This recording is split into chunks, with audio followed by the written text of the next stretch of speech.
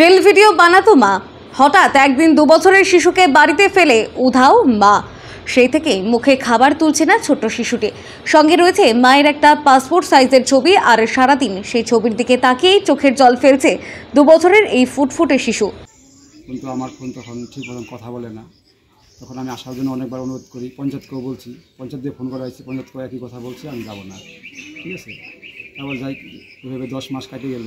কাটার পরে ব্যাঙ্গালোর যেয়ে আমি বৈশাখ মাসে নিয়ে আসলাম। ইদানিং আনার পরে আমার বাড়িতে 15 দিন ছিল। 15 দিন পর কাউকে না বলে চলে গেছে।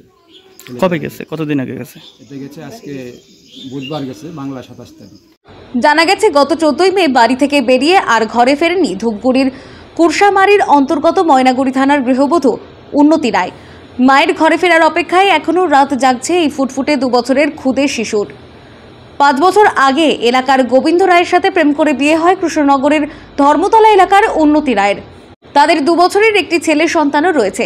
জানা গেছে কিছুদিন আগে এই গৃহবধূ বাপের বাড়ি থেকে আসে, এরপর হঠাৎ করে বাড়ি থেকে উধাও হয়ে যায়। অনেক খোঁজাখুঁজির পর না খোঁজ পেয়ে অবশেষে পরিবারের সদস্যরা ময়নাগুড়ি থানায় লিখিত অভিযোগ দায়ের করে।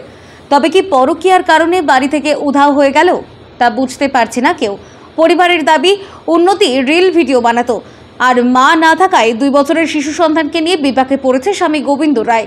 কাজ করবে নাকি ছেলেকে দেখবে তা ভেবে কুলকিনারা পাচ্ছে না গোবিন্দ।